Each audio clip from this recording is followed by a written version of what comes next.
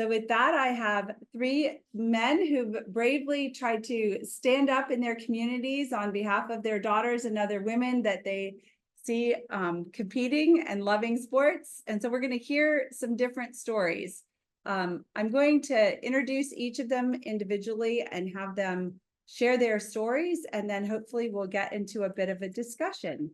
So Montgomery, we didn't get to hear from you before the session. We were doing little introductions before this went live. So I'm actually going to start with you. Do you mind telling us where you're from? Tell us a little bit about yourself, and then give us your story and why you're doing what you're doing. Thank you. Sure. Thank you so much. It's such an honor and a privilege to be part of this. I've been following icons since the beginning, been following Riley Gaines since her beginning, and it's a passion of mine. So I'm a retired educator, health, physical education, recreation, and dance major, BSED from the University of Alabama, Master of Arts in Curriculum and Teaching from Teachers College, Columbia University.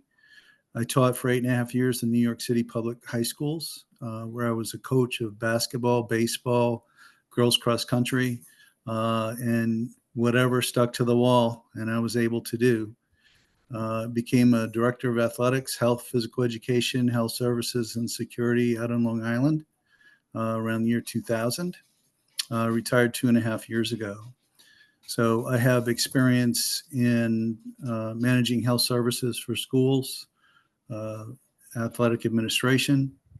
I also have a 22-year career in the United States Army. I was a combat medic for 5 years and then a health services officer where I coordinated health services in combat zones and in hospitals. So I have an extensive background in that. But my pride and joy, my most important job is father and husband first. I have 5 children, ages 28 to 15. My poor daughter, who's 15, has 4 older brothers, and she competes against them. In fact, she is going to be in the New Balance Nationals at Franklin Field at UPenn on Father's Day. And she qualified for the 800 leg of the medley relay. And she's so excited about that. She's just a sophomore in high school. But she got interested in running because she loved to compete against and beat her brothers.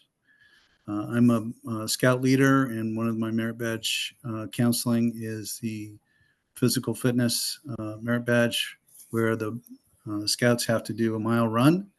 And as soon as she could walk, she came out. And before you knew it, she was beating the boys. So I guess the last thing I wanted to say was I've thought about this so much. I read the articles, I watch the videos of the gender dysphoric boys and men.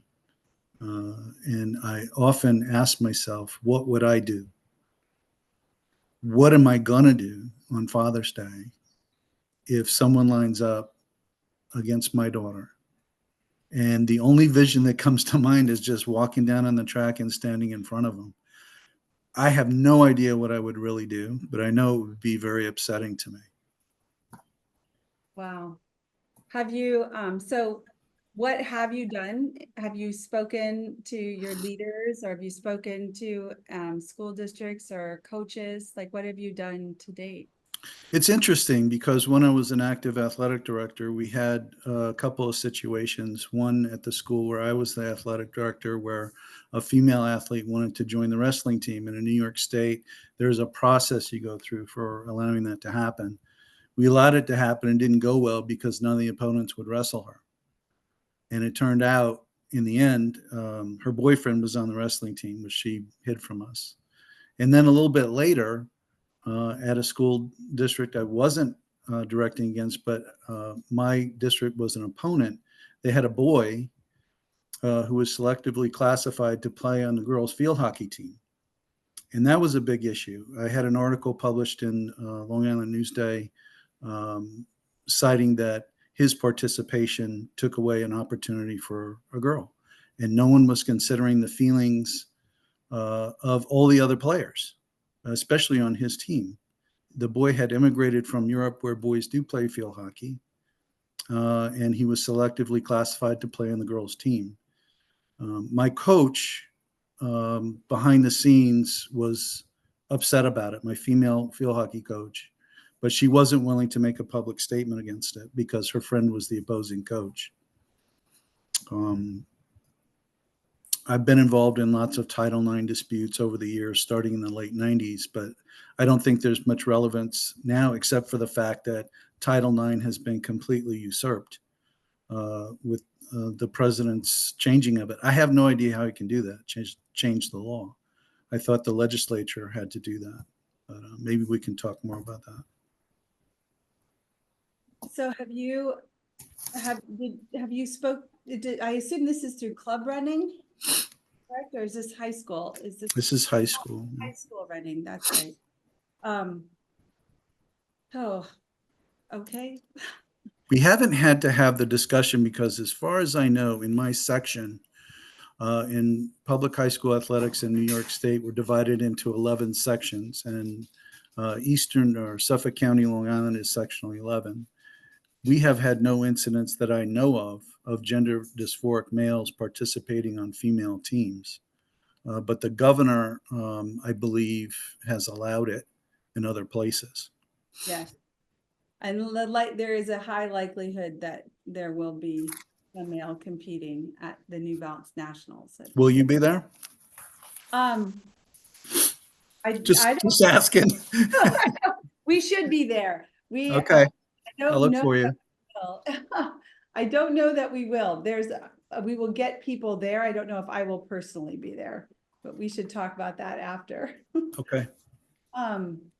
I know that there's interest in getting a group of people present to just say that this is an event that needs to be celebrating the accomplishments of, female athletes certainly at this level. And I can really commiserate with you on not knowing what you're going to do. I still remember pulling into the parking garage, getting ready to walk into the swim meet where I was going to have to watch my daughter stand on a block next to Leah Thomas. It was really hard. What did you want to do?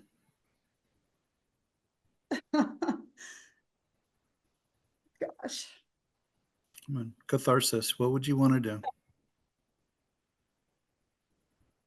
Honestly, I hope that the coaches would put a stop to it, but I knew that wasn't going to happen at that point. Yeah.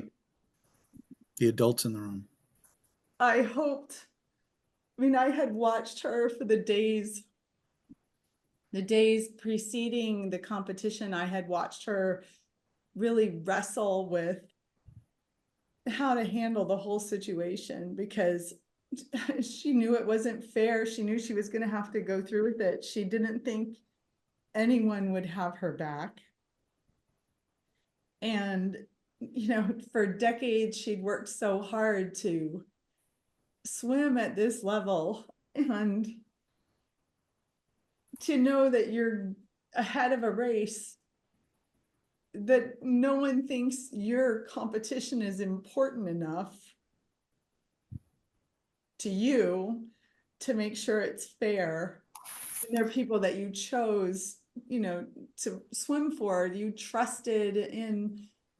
It just feels like such a betrayal. But as parents, I walked in with my husband, there were tons of parents there, and all of us were just kind of mouth agape. No one knew what to do. I think now that there's been, 2 years have passed, you would think we would have some better options, right? We're fighting in, like you're talking about, trying to figure out what are the paths forward. How do we change things? But it's just super important to have men like you. Like, I think hearing it, do you talk to your daughter? Like, how does she feel? Do you make sure that she knows that It hasn't come up. It hasn't come up. I'm waiting. Nobody's talked about it. The parents haven't talked about it. The student athletes haven't talked about it. The athletic director has, the coaches have, nobody's talked about it because as far as we know, there is not one in Suffolk County. But this is New Balance Nationals. It's where- New Balance Nationals, and we have 2 student athletes going up to New York State, the states, in 3,000 meter, in pentathlon. So I guess there's a chance at the state championships. I think, yeah, I mean, I think we're waiting for the list. I'll have to check in with the person that's following track really carefully. But I think that we are expecting some, I just don't know in what races.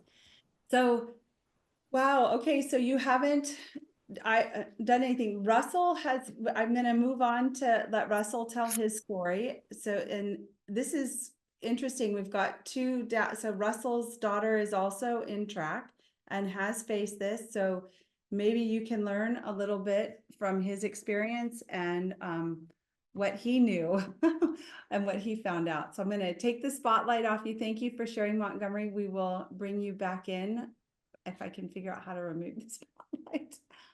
Here we go. Okay, Russell, I'm going to put the spotlight on you. Do you mind sharing your story with us? Yeah,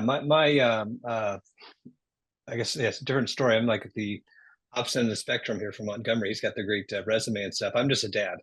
I don't have a great background or history or education or anything like that, but I have a 15-year-old daughter now. We live just outside Seattle, and she's a freshman in high school now, but now for the last 2 years, she's been running against boys that say they're girls. And one of them is in her league. So a majority of her races, there's a boy there saying he's a girl. She also does cross country and same issue, same boy.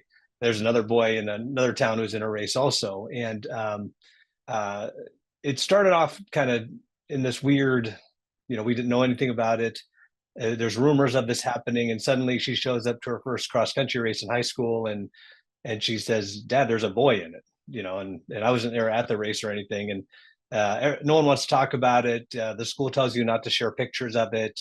And so it became an issue right away.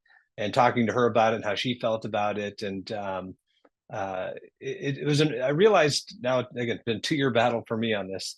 The most important thing is to talk about it. Like this little conversation we're having tonight, but then at the track meets, at the cross country meets, is talk to other people about it, share what's going on about it, and talk to your daughters about it, because all the men that aren't doing anything are completely failing their daughters. They need to understand that this is not okay. That is a boy pretending to be a girl for whatever reason, and that they don't have to pretend. Everyone else is forcing them to pretend, but you need to let your kids know that it's not okay, and that you're not going to pretend, and everyone else is going to force you to, but you don't have to. And that gives them a lot of power, because when they're forced to be silent, when they're forced to pretend, when they're forced to give up their places, you're really taking a lot from them. And ever since my daughter was little, I read stories about like the big bad wolf and stuff, and deception is a predatory act. And when you tell girls to ignore open deception and just accept it and go along with it and take a back seat to it and give up their rights for it, I think you're doing a really dangerous thing to girls. And you're not preparing them to defend themselves, to be careful, and to have their kind of antennas up for trouble. And so the conversations that you have to have with them and being honest with them are super important. And so at these track meets, at first what we saw is just this total silence. One of the first meets, there was another boy who said it was a girl, and no one realized it at the time. The race happened, and there's this really tall person with an Adam's apple running with the girls, and everyone's going, "I think that's a guy. I think that's a guy." And no one wants to say to a girl, "You look like a guy." But it's clear when he got up on the podium, this was a boy, a young man, and pretending to be a girl. And it cast a whole pall over the whole experience. The girls all of a sudden were awkward and weird, which is not normal for girls. They're usually very friendly and get along and support each other, and no one knew what to do, and it really ruins the experience for them. So but no one was willing to speak up until we kind of found out later and confirmed all this stuff. But now what I've seen how this evolved over a couple of years, now people are speaking up more. I'm speaking up more. I've been threatened by the police at cross country meets. I have administrators that will follow me around to make sure I don't say anything. I've been threatened that if I say something to one of these boys who says he's a girl, that they're going to remove me, they're going to arrest me. You know, like Montgomery said, he wants to go out there and get in their way. Boy, I totally feel you on that. I want to go out and stop him from doing this to the girls, but you will be arrested in Seattle. You will be arrested, and I don't know if they'll ever let you out. Be attacking a minor. It'd be this horrible thing. And they also threaten your kid. I mean, I'm willing to take some things, but they kind of hold our kids hostage. And so they'll say, your daughter's not allowed to compete anymore then. At all these state track meets here in Washington, they'll start this anti-bully comment.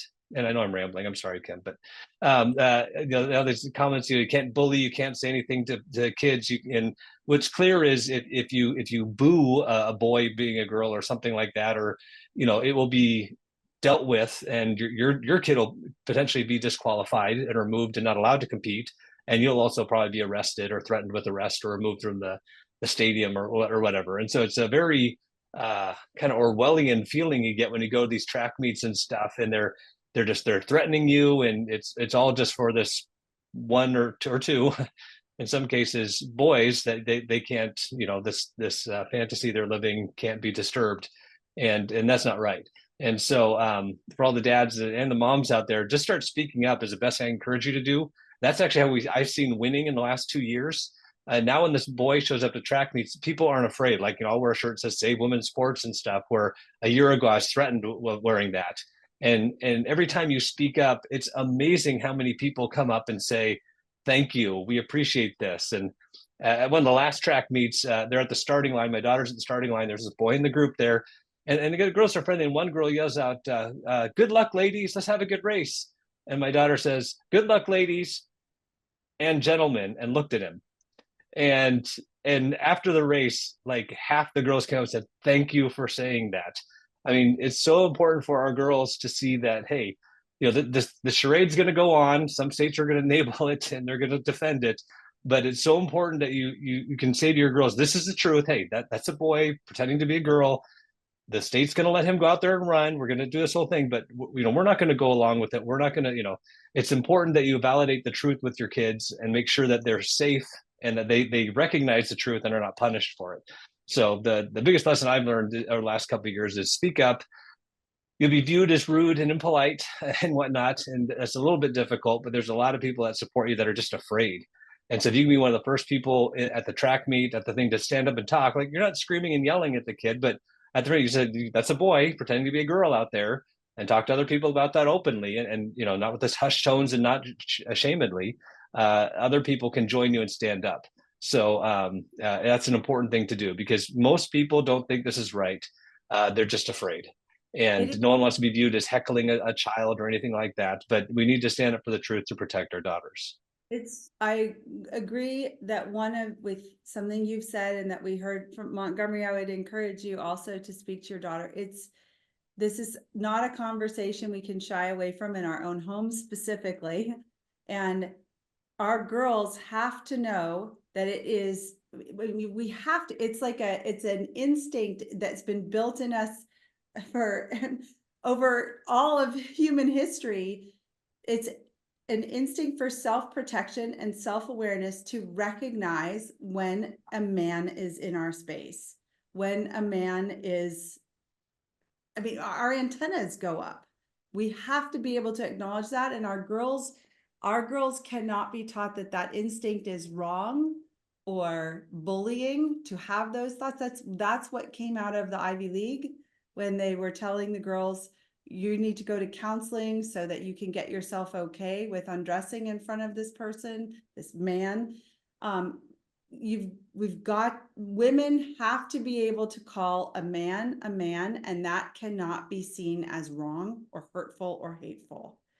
And it's something young girls are really wrestling with right now, because they're being told that to recognize a boy or a man as a boy or a man is bigoted. And that's gaslighting. It's gaslighting to our instincts, and it's gaslighting to us being able to speak truth.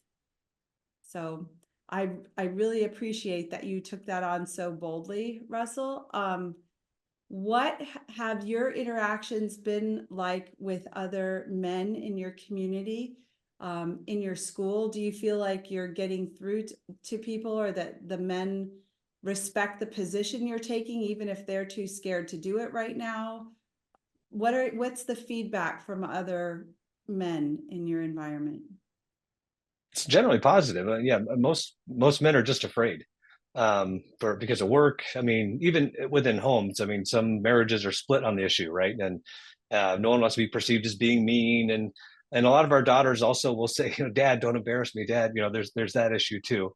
But when men have recognized that they can stand up and it's the right thing to do, and it makes their girls more powerful and more safe and more comfortable and happier, that then they stand up. And so there's strength in numbers, and so it's important to talk and have these conversations, and don't shy away from it. I mean, you will have unpleasant conversations, I guarantee you, but you're going to have a lot of great conversations too. And it's amazing how often the girls will come and thank you later. And like, you know, my daughter's been thanked many times, and thank you for doing this. Thank you for doing this. And I don't think my daughter's had really much negative pushback at all. And she's been called like a transphobe by a few people, but she recognizes that's not the case at all. But so yeah, it's good feedback. It's just, you got to stand up, and being one of the first to stand up is difficult, but people will join in. And so it's important that we all just don't bow the knee to this and go along with what they want. We need to stand up and do what's right for our kids.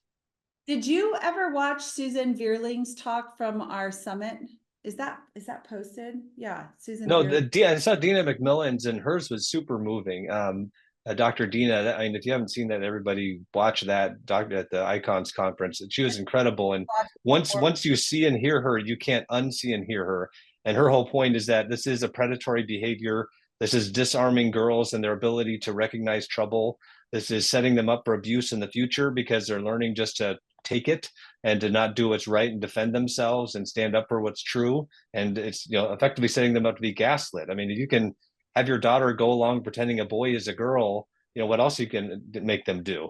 And for my daughter running with these boys, my daughter, she beat the boys and she did not lose to them. So it's kind of that she felt good speaking out about it because she didn't lose to them. Like, she wasn't complaining, but she actually would beat them. But she, like, so in the cross country, they'd be in a pack, and she'd be in a pack with this boy for, you know, 2 miles sometimes.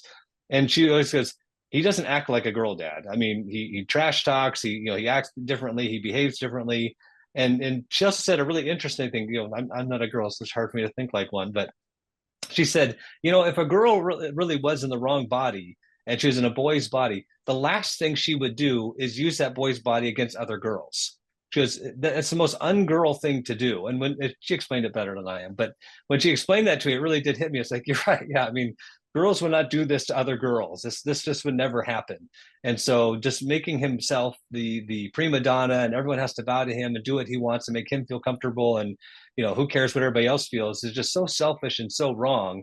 And that's the other thing that really got to me about this. I do one more thing. This one guy was talking to me, and he said that an interesting thing goes, I would kind of respect this boy if, you know, he strapped on some extra weight to his chest and his hips, and he didn't get a lot of good sleep, and but then also at the finish line he just ducked out because he didn't want to, you know, mess up the awards of the girls or something. To, you know, he just wanted the experience of pretending to be a girl, and but then he didn't want to take from the girls in the process. And I was like, you're right. Why does he have to win? Why does he have to beat another girl out and take her place on the team or on the podium? It really is an extremely selfish act. And making our girls stand up for that is not unselfish of them. It's the right thing to do, you know. So we can't just teach our girls that anytime a boy wants something that they have, just give it up for them. That's a bad message for girls. I think, okay, so I have so many thoughts running through my head right now. First, I want to thank Allison for putting Susan Veerling's talk in the chat. Everyone should go check that out. All of you gentlemen, she talked about, I'm just going to try to summarize it very quickly. She talked about how healthy civilizations have strong women, have men championing women. And that's who the men of a strong civilization, that's why they go to war. It's what they're defending. They're defending women and children. They're defending their families. And that civilizations, when a civilization has been conquered, the first thing that a civilization that is taken advantage of, that is taken as the prize, are the women of the civilization. They're taken captive, they're raped, they're taken as wives, they're taken and whatever. And so a fallen civilization is a civilization where the men no longer they've given up, they've handed over the bounty, and the bounty is the women. So when we see the Progress Pride flag planted upon the bodies of women, and the men are just saying, it's okay, like, I'm not going to fight this, then they're conquered men. And it was a shocking, like, she's just a dynamic speaker, and she's thought about this for so long, much longer than I've even been in the fight. And to hear this, this powerful woman get up there and talk about like civilizations and history, and she's talking about how the champions of a cultured successful civilization are uplifting the women. And it was so amazing. You have to listen to it. So I will. really pertinent to our discussions tonight, because it's talking about, men saying, no, you're not going to do this to my daughters and the women. You're not going to tell me that a man can take their place or kick them out of their space or take away their privacy and dignity. I'm not going to stand for it. And that's what you three are here tonight embodying, is saying, yeah, you know what? Our eyes are opening and we're ready to take on the heat, and we're man enough to do it. So appreciate you all speaking out. I want to get to Bruce's story, and then I want to talk to all three of you about like how we could planning how men could step up and encouraging them in the future. So thank you, Russell. And Bruce, are you ready? Yeah, I'm all set. So this is Bruce Guthrie. Oh, I forgot to mention, so Montgomery is in New York, and then Russell and Bruce are both in Washington, in the Seattle area. So Bruce comes to us with a both in the same area, different sport now. We're in swimming. So Bruce is going to share his story. Thank you. My name is Bruce Guthrie. I'm a father of three. I've got 2 boys and a 12-year-old girl. I am a level 2 certified speed skating coach, the founder of the Whatcom Speed Skating Club. And as of this year, I'm the 2024 U.S. long track speed skating champion in the 60 to 64 age class. Congratulations. That and $15 will buy you a latte. So I've been a coach for many years, coached girls and boys, women and men. And I'm a certified ski instructor, level 2 ski instructor. And my daughter and one of my sons compete every summer in the Greater Seattle Summer Swim League. And we belong to this sweet little swim and tennis club. It's not some big hoity-toity club with a restaurant and a golf club. It's just 3 tennis courts and 1 swim pool and a place to change. Very inexpensive, and it's a sweet little community.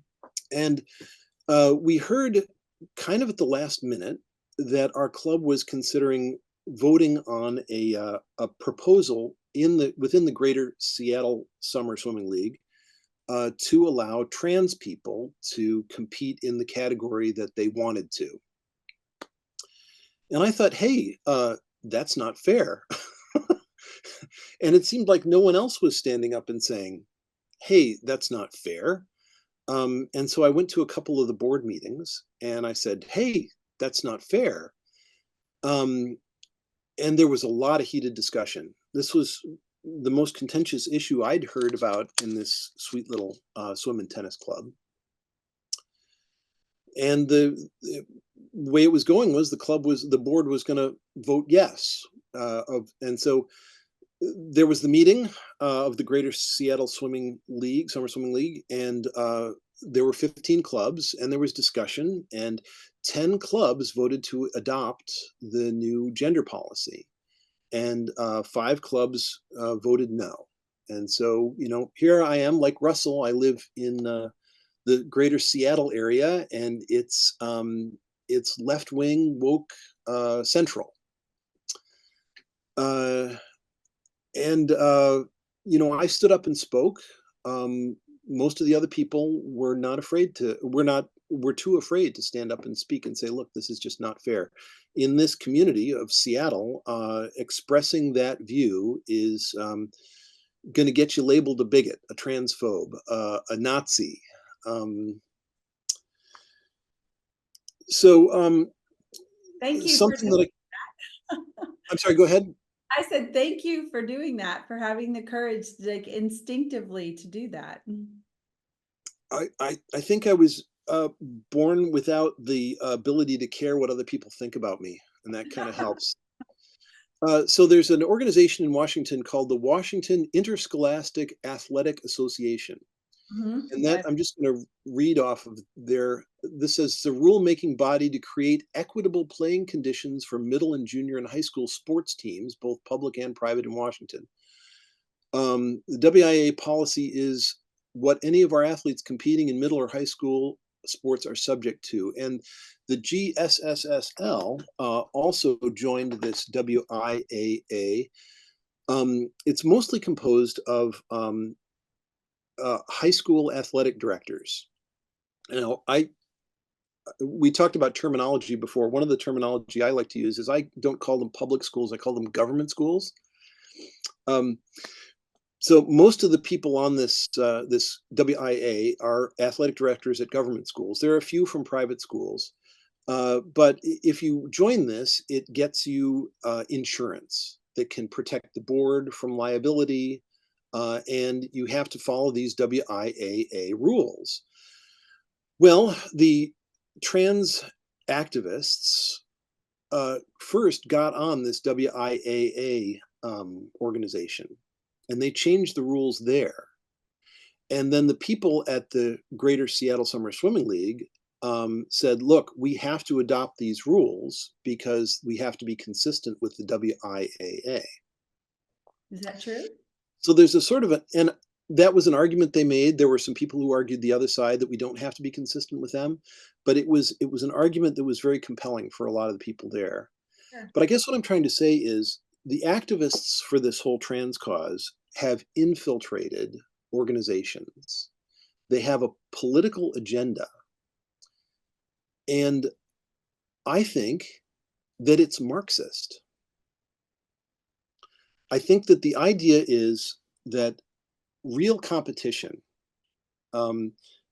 it tends to show the differences in people, right? I mean, there are some people who have a competitive advantage because of how they were born, and then they develop that through years and years of great training.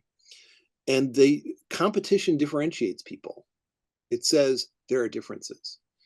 That's counter to Marxist ideology. The Marxists want everybody to be equal. Competition, real, open, fair competition, is a threat to the Marxist agenda. So maybe this is a bit of a conspiracy theory, but you may have heard of social Marxism. These people have gotten into the tops of all these organizations, and they're not interested in running these organizations well. They're interested in promoting a left-wing agenda. And so this is really, the trans issue is not just about fairness in sports. This is about freedom. Yeah, you're scratching at something here a little bit that so I wasn't talking about it in political terms. I was definitely, or had definitely been thinking about all of this as an attack on meritocracy, because I felt like athletics is one of the last great, like, just chances for us to celebrate the very best at something, right?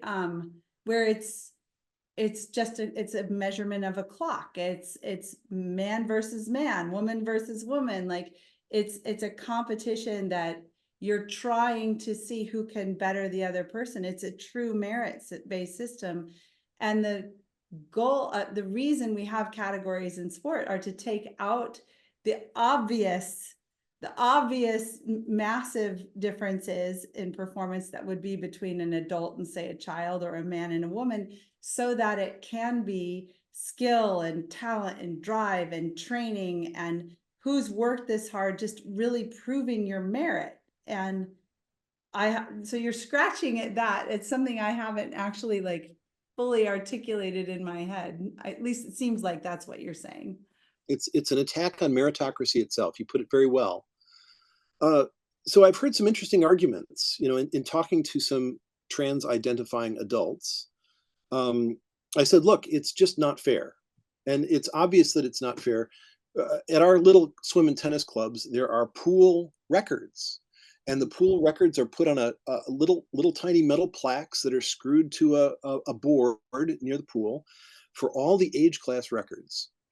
And you just look at that chart, and every single age class records for the boys is a faster time than the age class records for the girls, going down to age 9, way before puberty.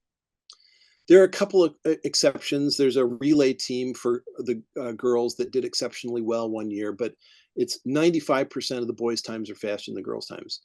And what that says, it's just obvious that there's an advantage that happens to having XY chromosomes that happens before puberty.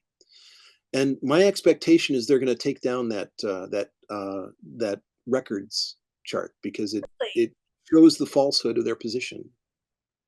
Huh.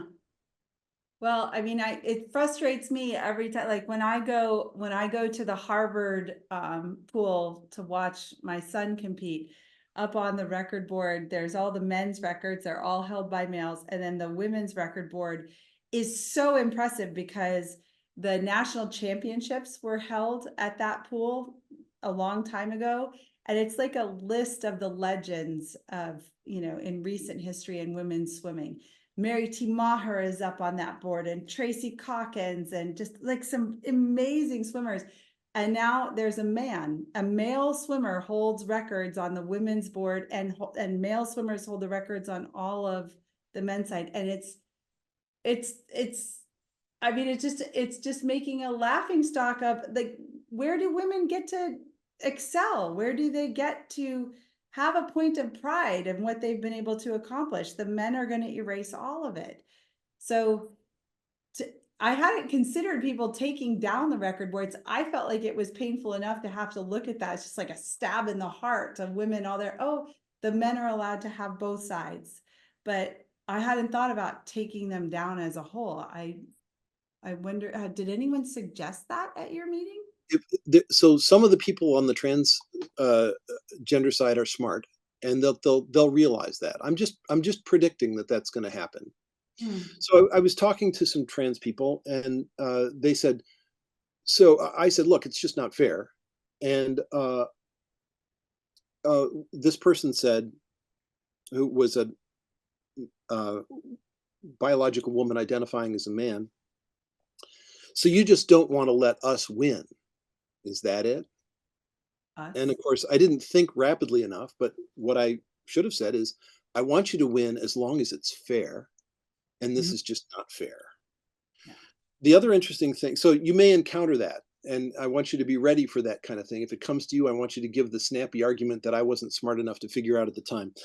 The other interesting argument I've had is, recognizing that it's unfair, I proposed to my son, who's gay, that there ought to be 3 categories. Let's have the trans identifying people have their own category. You can even put them, for a sport like swimming, you can even put them in the same heats as the biological women. It's not going to slow the biological women down any, but give them a separate little medal ceremony with separate medals. And he responded with, separate but equal, eh? That's exactly what the women's category is. It is separate, but well, so but let's examine that. I mean, obviously, we're not going to advocate what I mean. The phrase came up in the civil rights struggle of the '60s when there were segregated schools. Separate but equal was not appropriate under those conditions, and so that's the argument they're using against us. And I want you to be inoculated against that. So, if separate but equal is a bad principle, then you can't have women's and men's categories at all. Yep, And that's so now we can define a spectrum of on one end, one extreme end of the spectrum, there's only one age category. I'm sorry, only one gender sex. There's only one category, and the men and women are all in it because you can't have separate but equal. At the other extreme is having everybody be in their own category because everybody's born a little bit differently. Some people have genetic advantages. Some people are a little strong, worked a little harder, perhaps. And now you've got everybody getting participation trophies. So Mhm. obviously, the two extremes are crazy. We have to have some place where we draw the line.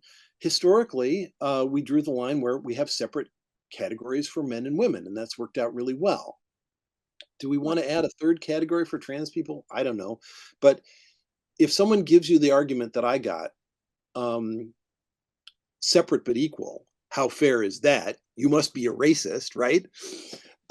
Respond with, look, we already have different categories, and if you're proposing doing away with categories, that's also absurd.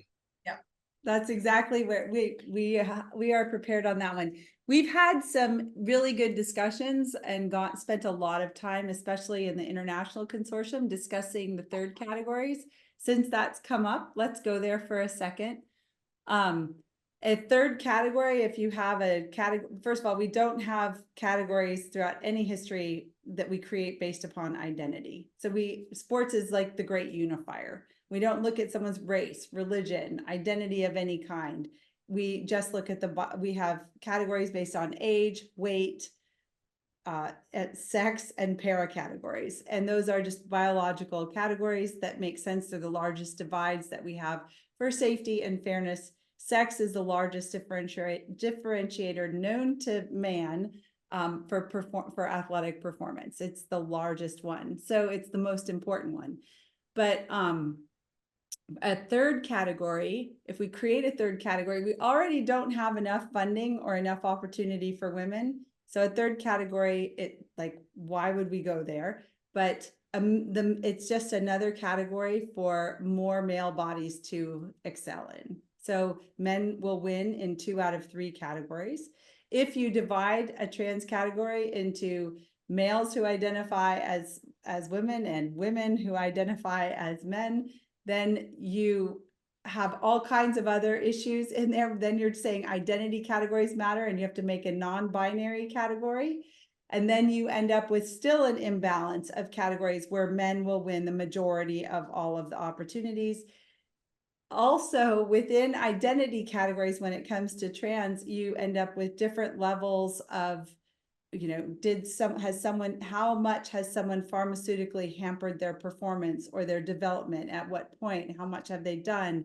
Are women excessively doping on testosterone? And or are men castrated, and were they puberty blocked for adolescent puberty, but just have the mini puberties from infancy and in the womb? There's so many different levels to make it. It's an impossibility because the categories wouldn't be formulated out of biological reality, they'd be formulated on identity. And so there's no way to do, I mean, they'll figure that out on their own, but the rationale for it just doesn't hold up when you actually push it a little ways down the road. So that's kind of where we've come. If anyone has anything to add to that, please feel free. I know that in powerlifting, we have in weightlifting, they have categories already for doped athletes, clean, and like they call them natural and enhanced, I think. And the women who are as enhanced as they can be on testosterone still don't come close to performing to the natural men. which is an interesting, it's kind of like the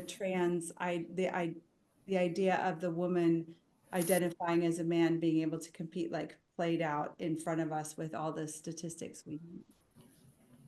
Yeah, Kim, I think that any inclusion of a third category is codependency. So, a gender dysphobic person has a serious mental illness.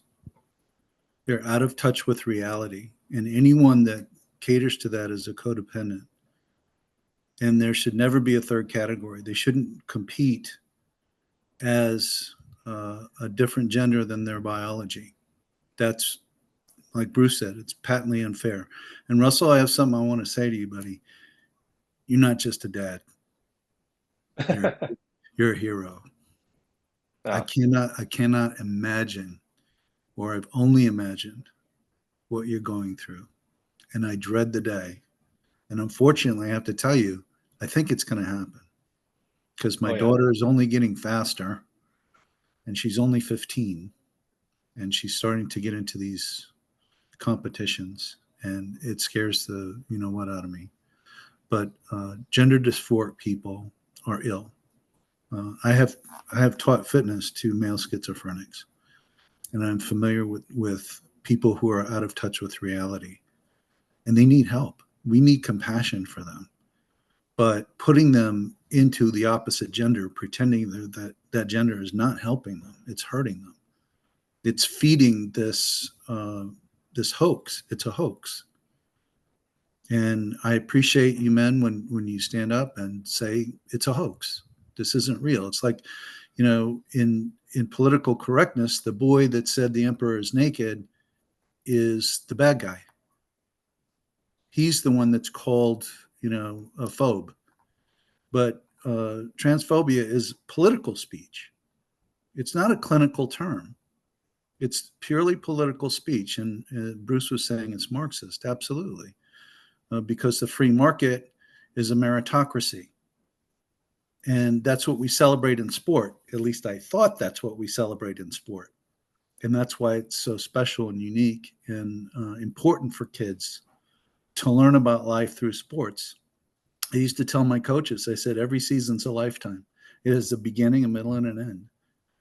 And you have to nurture it and you have to let it grow. But it's just so confusing to everyone. And yeah, Russell, your stories are terrifying because I do see myself standing in front of that boy trying to race my daughter and not touching him, but just keep, you know, playing good defense, you know, and then being arrested, which is not. That's what I don't want, and my daughter doesn't want that either. And I'll say one thing also about transphobe. There's another good conversation with my daughter, and it's funny. My daughter's 15 also, and she's in high school, and she's competed like at the Nike Nationals and stuff, and so you know she does compete at a pretty high level, and so we talked the whole word transphobe. And she's like, what does that mean, Dad?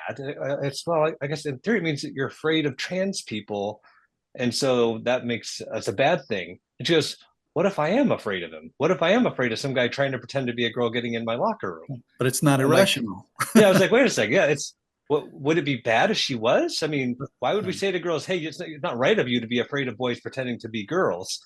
It's a rational fear that we instill in our children. We tell them to trust their gut. In all my training, and I received a lot of training because I've been a Boy Scout leader a long time. I'm not Catholic, but I've coached in Catholic ball leagues. You get the sexual abuse training, and this is sexualizing children. It is grooming. It is child sex abuse, and it should be prosecuted to the fullest extent. Anytime you bring something like, and apologies to Bruce and your son, but when you take that flag in front of children, and you have to explain what it means to them, you are sexualizing them, and that is grooming. And that's child sex abuse. I'm going to jump in real quick on something that you said. The compassion point of this, the reason icons exist is to defend women and girls, to make sure that women enjoy sport and enjoy locker rooms with privacy and dignity and have the ability to thrive and see women, elite women in sport, as something that they can aspire to. And I do think on both sides of this issue, when we talk about the boys, it's important to have compassion. It's important to realize there are victims here on all sides. This is the one place where I think we have to, I think it helps us to realize that the boys that are suffering and being lied to and told this is their right and their place to be, they're being set up. They're being set up for a life of, of an unhealthy body, but they're also being set up and used by adults that want to perpetuate this. And the girls are the ones suffering by and large, for each boy that comes in, there are hundreds, if not thousands of girls affected. But we do have to realize, and this is why the adults like you all and all of the parents, we need to show up, step into the room and say, we're going to take this on our shoulders. We're going to fix it, because the kids are being hurt. There's no question. Now, in the adult categories, which is not the situation you three dads are in, the adult categories, these men need to be called out for what they're doing. But when it comes to children, the adults in the room need to make the policies. They need to hold the boys accountable. There is no way to be able to protect our daughters and still tell boys that they can demand whatever they want from the women, that they can have access to whatever they want from the women. It's the women's job to step aside. So anyway, that was just a thought that popped in when I heard you, Montgomery. I do think, illness, compassion, like it's all relevant. All these points are relevant, but like when there's a boy in a girls' race, the girls shouldn't have to be looking over their shoulder wondering, do I deserve fair sports? Are there any boys in my race? Like, I wonder if this is fair. And at the same time, the boys should not be put out there to be put in the media and discussed as if they're a political ploy or toy to be used. This is not okay for us to be doing to our children on either side. Right. And Kim, I'll say one other thing real quick is because you brought the kind issue. And that's the other thing that is very difficult as a dad. You're there and you're being so mean if you're speaking up and you're pointing out that that's a boy, and kind of Montgomery's point too, and another famous people are saying this too. It's really unkind to say to somebody, you're in the wrong body and we're going to mutilate your body and make you a pharmaceutical patient for life. I think that is a very unkind thing to do. And so speaking the truth might be difficult, but it is the kind thing to do, and it's important for our girls. And so if we don't do that, we're going to lose credibility with our girls. But it's not being unkind to speak the truth. It might be uncomfortable, but it's actually the kind thing to do, to say, hey, like you're saying, Kim, you can be any kind of boy you want to be. There's no restraint on that. But you just can't come into the girls' space and claim that as your own just because you want to right now. And so I think that's for anyone out there who's worried about appearing rude or unkind, really thinking about the bigger picture here, that telling that boy he's in the wrong body and all the other girls, hey, just take it, is really the most unkind thing to do.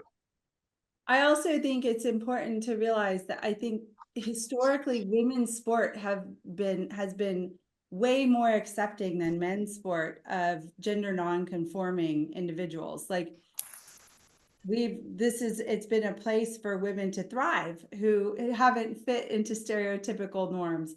So accusing women in sport of not being welcoming because they don't want to welcome men and boys into their locker rooms or into their competitions is really disingenuous.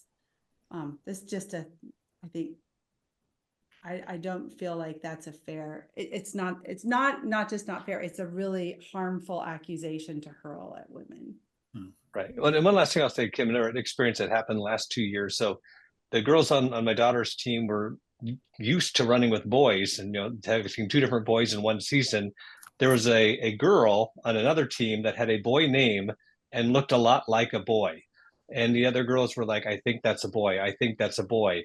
And she's a girl. She's a real girl. You can always tell the real girls because they actually wear spandex shorts. The boys don't wear spandex shorts. But for a while before she was wearing spandex shorts, the other girls were looking at her very suspiciously and talking about her. And that's a really unpleasant thing to that poor girl to have to go through that, hey, she might be a boy. I mean, when you blur the line for everybody like this, there's a lot of collateral damage that no one talks about or cares about that's really harmful. And no one wants to talk about that. It just seems like the trans whatever is preeminent in all discussions and only voice that matters and the only opinion that matters and the only feelings that matter. And that's just not right. And so there's a lot of secondary and tertiary effects that are really, really bad to this that no one talks about too. So standing up for it is really important, and you're helping a lot of kids that you never realize will be helped. Okay, we're gonna run over just because this is an awesome discussion, and I want to thank Bruce. Amazing that you were willing to stand up where you were, just instinctually incredible. Russell, you're being just such a powerful force. And Montgomery, just thank you for coming and speaking out, and thinking ahead. So I want to wrap up on ideas that each of you have, any inspiration for this Father's Day special that you can give to other men considering what to do or thinking about, I know my daughter's going to compete against a boy, or I know my club or my team is, who should I talk to? What can I do? How can I make an impact? Any inspiration? Bruce, let's start with you and we'll work our way down. Well, I was not successful at preventing this thing, but I think that the most effective thing that I said was, it's just not fair. It's just not fair. And if I can stand up in the belly of woke left-wing Seattle and risk being called a homophobe Nazi, notice I'm still alive. It didn't kill me. You can do it too. And Russell said it before when we were talking before the session started. It's really important for dads and moms and all people to stand up and say, wait a minute, the emperor's not wearing any clothes here. This is just not fair. Yeah. And so do it. Stand up, make yourself the target. They're not going to kill you.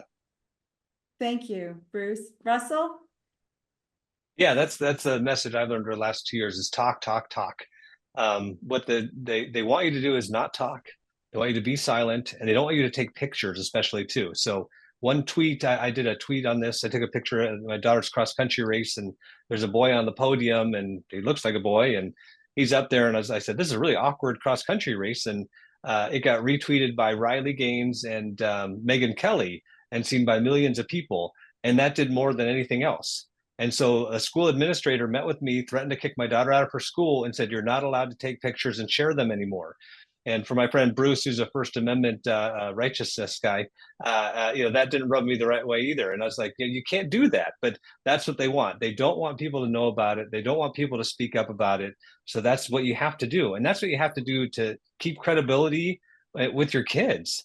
And so the main pressure points are the administrators and the coaches, because you got to call out your coaches. Like I've had a lot of unpleasant meetings and say, hey, you're not protecting my daughter. That's your job.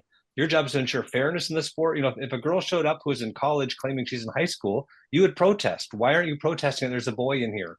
Why aren't you standing up for our daughters?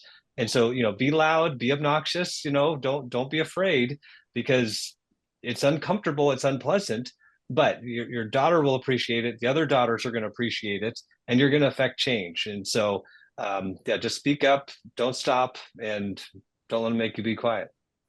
Thank you so much, Russell. Montgomery, can we hear some parting thoughts from you on this, please? Sure. I think one of the things I'm surprised about is there haven't been more litigation because as a former athletic director and coach, I know we have a duty to properly match. So you see this in middle school where you might have a 200+ pound eighth grader and you can't match them up against a 135 pound person. You have to properly match them. So any fathers or people who have a daughter who's been harmed in a transgender incident, I would think they would have a great standing for a court case to help get this done. And the last thing I want to say is I'm afraid. I'm afraid of what I might do or say. I'm afraid of what might happen when my daughter, or if my daughter is confronted by this. So I think since we're going to the nationals, is it something I want to bring up? Not really, because I don't want to mess with their head if it doesn't happen. But I also want her to be prepared mentally and emotionally if it does happen. But how do you do that?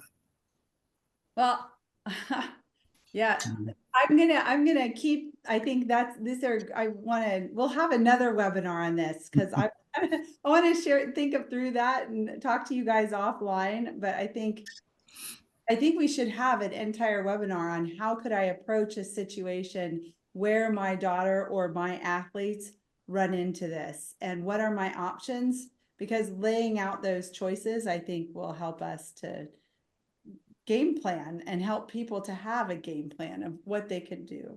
So Agreed. I know Russell's already faced it, but I think it just is a little more head scratching, especially depending upon where you are in the country and what the reception is. Like, just being prepared ahead of time is good. This was an incredible discussion. Happy Father's Day to all of you. Thank you so much for joining us. I'm going to close the webinar down, but I'm going to ask our 3 guests to stay on just so I can chat with them a little bit longer as we wrap up. So thanks, everyone. Thank you.